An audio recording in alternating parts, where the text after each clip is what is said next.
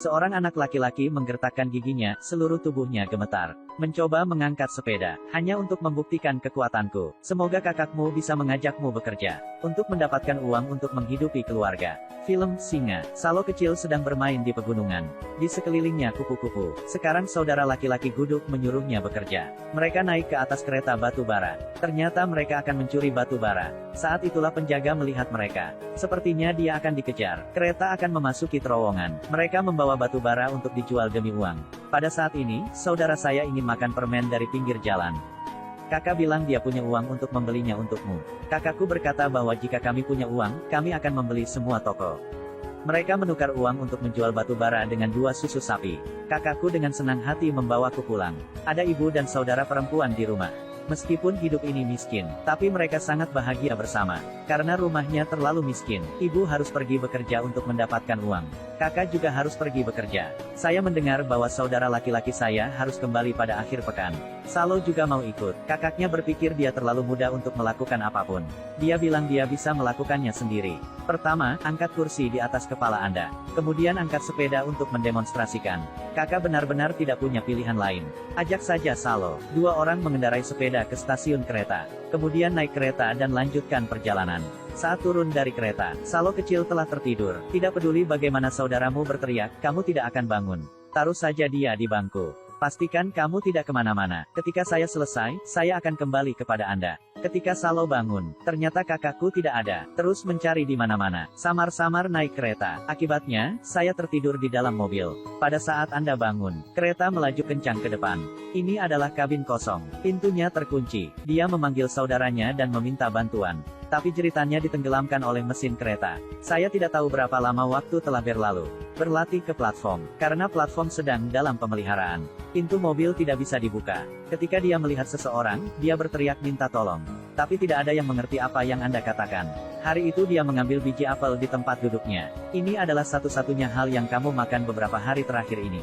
Tapi aku tidak tahu berapa lama lagi. Kereta akhirnya berhenti. Tempat ini lebih dari 1.600 km dari rumah Muyur. Pintu mobil baru saja dibuka. Dia buru-buru melompat turun. Di tengah keramaian dia terus memanggil nama ibu dan kakaknya. Tapi tidak ada yang menjawab. Mau ke loket tiket, tapi tidak ada yang bisa mengerti apa yang Anda katakan.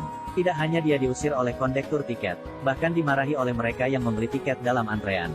Saat haus, minumlah air. Temui seorang gadis seusia, ikuti dia ke terowongan. Ada banyak anak yang seumuran. Seorang anak yang baik memberinya selembar kertas. Sama seperti itu, kalian berdua tidur bersama. Bangun di tengah malam karena kebisingan. Ternyata pedagang itu datang untuk menangkap anak itu.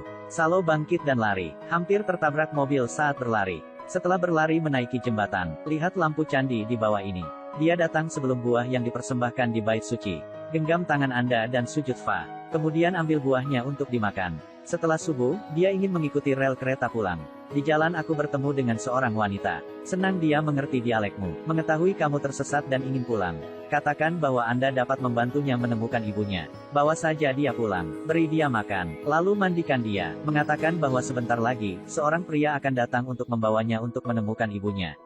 Setelah pria itu datang, ini seperti memeriksa barang. Amati Salo dari atas ke bawah. Juga beritahu wanita itu bahwa inilah yang dia butuhkan. Pada titik ini, Salo tahu bahwa dia telah bertemu dengan pedagang lagi. Sementara wanita itu memakai riasan. Dia berlari keluar dengan cepat. Saat hujan, dia berteduh di sebuah rumah kosong. 2 bulan telah berlalu begitu cepat. Kamu telah menjadi anak pengemis. Setiap hari ada di TPA, memungut sampah untuk hidup. Hari itu dia menggali sendok. Ketika dia melihat pria di balik pintu kaca, menggunakan sendok untuk makan, Anda juga belajar. Setelah pria itu memperhatikannya, dia cukup baik untuk membawamu ke kantor polisi. Tapi Salo terlalu kecil untuk memberikan informasi yang berharga. Tidak ada cara untuk mengetahui di mana rumahnya. Kemudian dia dibawa ke panti asuhan. Meskipun dikatakan bahwa ada makanan dan akomodasi di sini, tapi pelecehan selalu mungkin terjadi. Suatu hari, seseorang di pusat adopsi datang ke Salo. Katakan padanya bahwa setelah informasinya diterbitkan di surat kabar, masih belum bisa menemukan kekasihmu.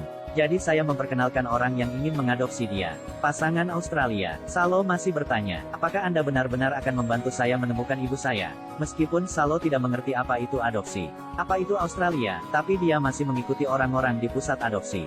Datanglah ke Australia, temui pasangan yang ingin mengadopsinya. Anda juga dianggap telah bertemu orang yang baik. Orang tua angkatnya sangat baik padanya. Setahun kemudian dia bisa berintegrasi ke dalam keluarganya. Mereka mengajarinya mengemudikan kereta, main bola sama dia. Melihat ibu angkatnya terluka, Anda juga mengerti bagaimana membantunya menghapus air matanya. Peluk dia, 20 tahun telah berlalu dalam sekejap mata. Kamu sudah dewasa, pada saat yang sama diterima di universitas dengan nilai yang sangat baik.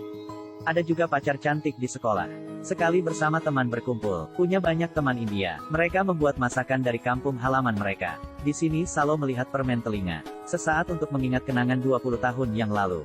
Dia memberitahu temannya, kamu bukan yatim piatu. Itu tersesat saat duduk di kereta. Teman-temannya memberitahu dia bahwa dia bisa menggunakan peta untuk memeriksa. Periksa kecepatan kereta tahun itu.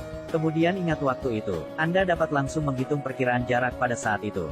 Setelah dihitung, jaraknya sekitar 1.600 km. Mencari rumah dalam jarak yang begitu jauh. Ini seperti menemukan jarum di dasar laut. Sejak itu, saya tidak bisa berhenti memikirkan ibu dan saudara laki-laki saya. Setiap hari saya tidak berhenti mencari di komputer saya. Saya takut jika orang tua angkat saya mengetahuinya, itu akan menyakitkan.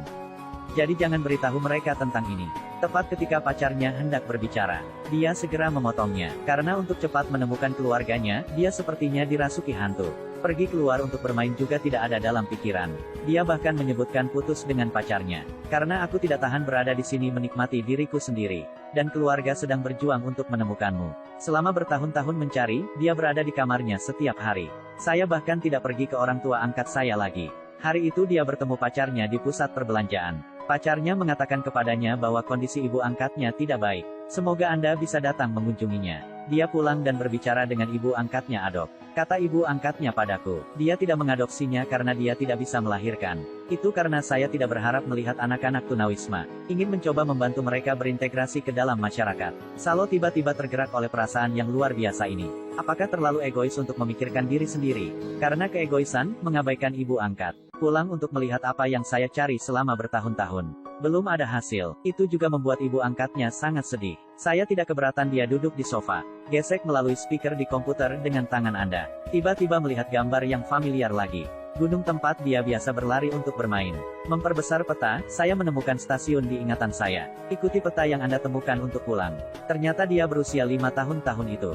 Ingat tempat yang salah di rumah. Itu juga alasan mengapa saya masih tidak dapat menemukannya. Dia sangat ingin mengatakan ini kepada pacarnya. Beritahu orang tua angkatmu lagi. Mereka juga mengerti apa yang telah kamu lakukan selama ini. Pada saat yang sama, saya juga mendukung Anda di sana untuk memeriksanya. Begitu saja, dia naik pesawat kembali ke India kembali ke terowongan yang sudah dikenal.